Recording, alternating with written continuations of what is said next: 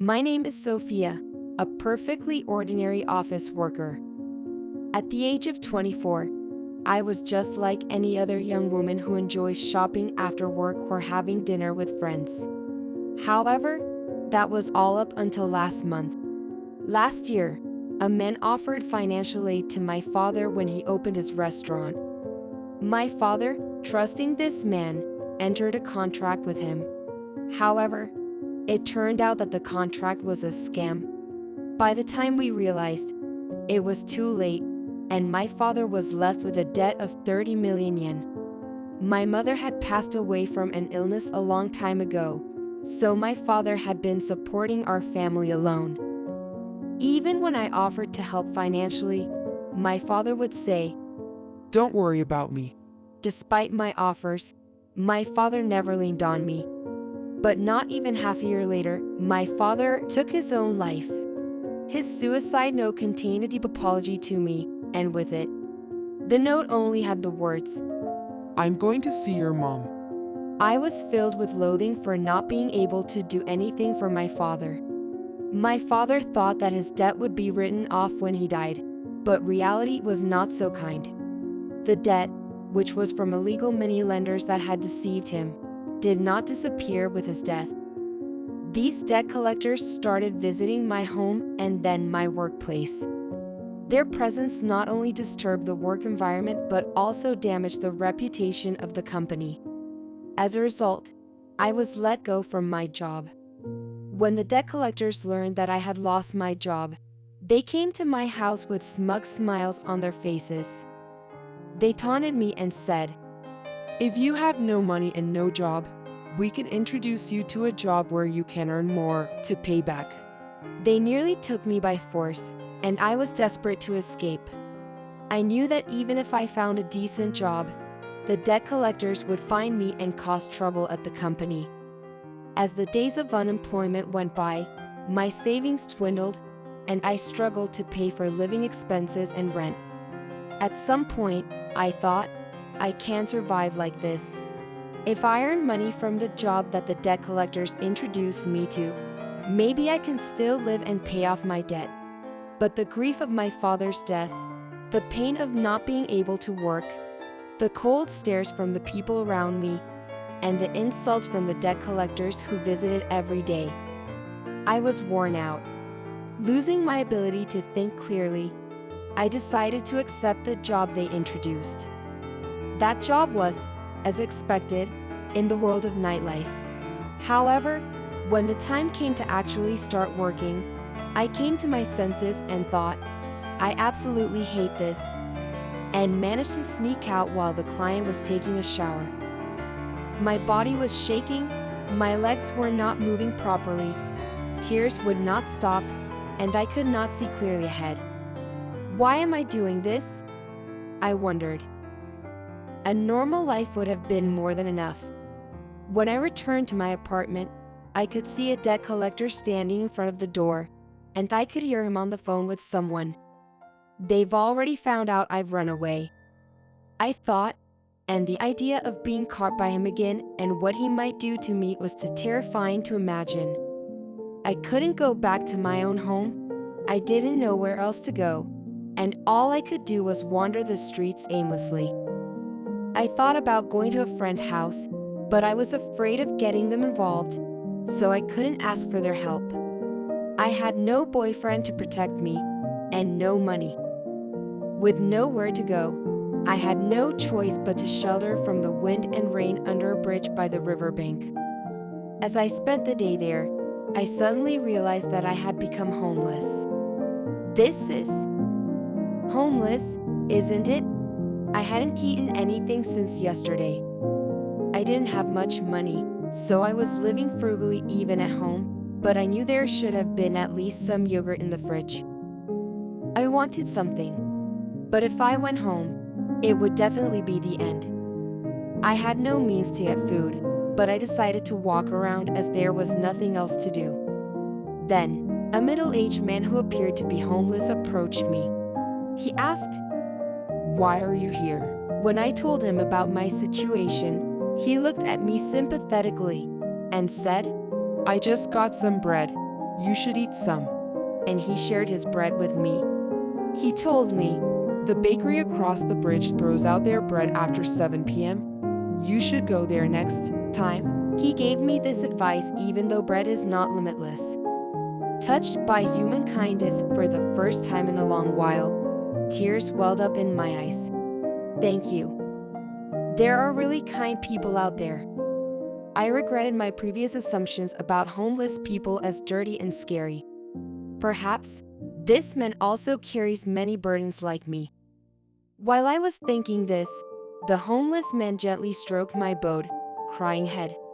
I felt a bit of discomfort, but I thought, maybe he's comforting me, seeing me as a daughter.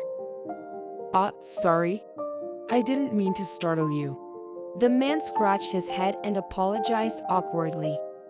But what are you doing here at this hour? Looking into his eyes and seeing they were kind, I replied, nothing really, just lost in thought. After observing my face for a while, he tilted his head slightly and asked, But your appearance, you aren't homeless, are you? At that moment, my heart turned cold. But as his question was from genuine curiosity, I admitted, yes, that's right, I'm homeless. He looked at me in surprise and was silent for a while. During that time, I was mentally preparing myself for his reaction. That must be tough. He finally spoke. But well, there's nothing I can do, but at least I can listen. Would you like to talk about it? Feeling the sincerity in his words, I told him everything about my situation. Why I couldn't go back home, why I was here, everything. He listened to my story with a serious face. After I finished talking, he pondered for a while. That's terrible. But there's nothing I can do to help, he said, looking slightly apologetic. But then, as if he had thought of something, he smiled brightly and said, But there might be one thing I can do. That is to fill your stomach. Saying this, he took out a flat piece of bread from his bag.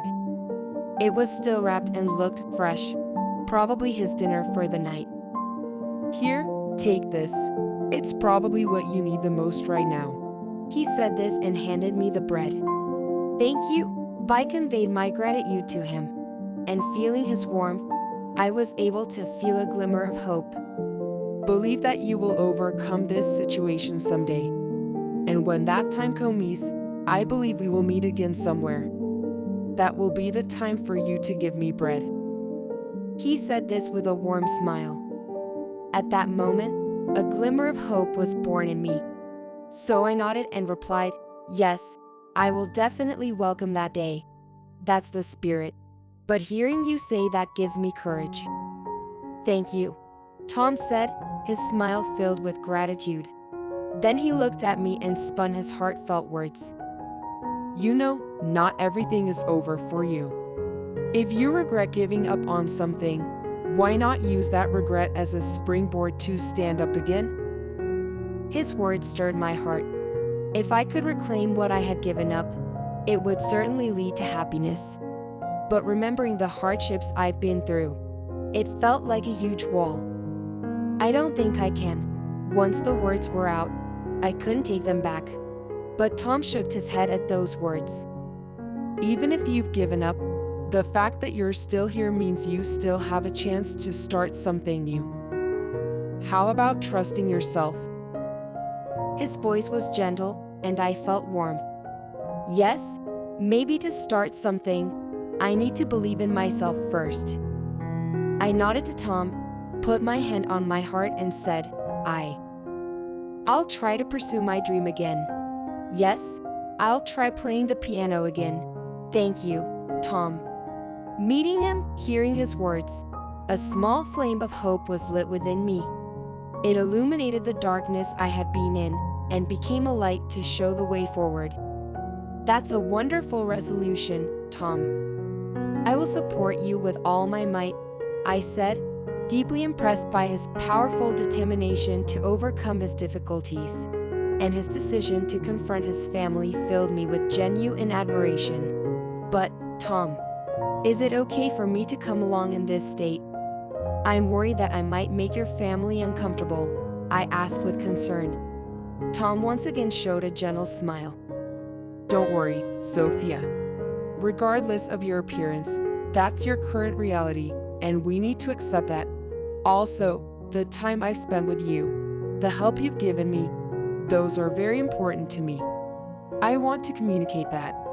I felt sincerity in his words and nodded. I couldn't deny his sentiment. With that, I stepped into Tom's house with him. As I stepped into the luxurious house, I was taken aback by the lavish interior. At first, Tom's parents seemed shocked by my appearance. However, Tom explained how much I had helped him, how important I was to him, and I nodded along to confirm the truth. I was moved by Tom's effort to express his feelings to his parents. His face was more serious than I had ever seen, as if he had found a new path. Also, I felt deep gratitude for Tom's family for understanding his feelings and respecting his decision. From that day, Tom decided to continue dancing and treated me warmly. Every time I saw him, I felt a stronger desire to support him more. However, at the same time, the love I felt for him deepened. It was more than just respect or gratitude for him. I felt it was a sincere affection. As I began to reconsider my own life, he suddenly turned to me and said, Sophia, I love you. And it doesn't matter if there's someone who wants to see Tom dancing or not. If Tom loves to dance and feels happy dancing, isn't that the most important thing? There is value in chasing dreams, and people grow by pursuing them. At my words, Tom's father opened his eyes in surprise. His expression seemed softer than his usual stern face. Tom never gave up on chasing his dreams, even when he ran away from home. Even without money, even when he couldn't go to school, he continued to dance, which he loves. I respect him for that. If dance enriches his life and makes him happy, there are people who want to support him wholeheartedly. And I am one of them. Once I finished speaking, a silence filled the room. Even I was surprised and afraid of what I had inadvertently said. But what had been said could not be taken back. I had no choice but to swallow my words. In the midst of that, Tom's father slowly opened his mouth. I see. If you feel that way, there's no reason for us to stop Tom's dream. But I want you to understand that it's all his responsibility. With those words, the atmosphere in the room softened slightly, and my heart also felt a little lighter. From that day on, Tom began to work seriously towards his dream, and I decided to support him in it. There may be difficulties and hardships ahead, but we believe we can overcome them. Our relationship also began to change little by little from this day. At the same time as I promised to fully support Tom's dream, Tom also began to value my presence. The days that followed were spent respecting each other and supporting each other. In that moment, I was unable to think. It felt as if time had stopped and everything was moving slowly. Tom's words echoed over and over in my head, and it took time to understand that they were reality. Sophia. Tom's eyes, looking at me, were completely serious, and I knew there was no lie in his words. Tom. I was at a loss for words. Everything I thought and felt was overturned in an instant. But mixed in with that was a feeling of joy, and that emotion coursed through my body. Tom's father silently watched us for a while. Then, with a slight nod, he said, I see. If you have decided so, we have no choice but to follow it. However, life from here on won't be easy. I hope you will fulfill your choices with responsibility. Those words were stern, but also carried warmth. Feeling the weight of the responsibility entrusted to us, I held Tom's hand. Yes, we promise. We'll be fine, I'm sure. We nodded together. We don't know what the future holds, but we've decided to move forward together. To overcome any difficulty, we'll combine our strengths. That was the beginning of our new life.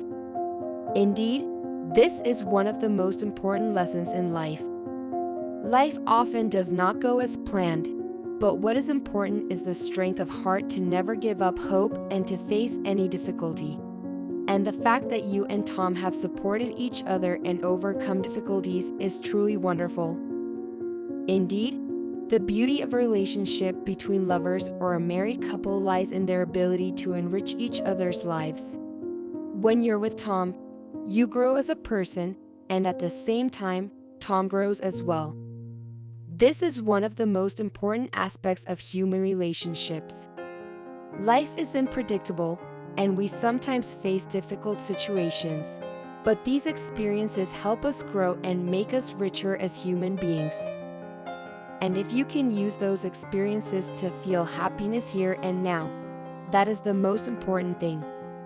Going forward, no matter what obstacles you face, both Tom and I are cheering for you as you continue to move forward. We hope that your life will continue to be rich and full of happiness.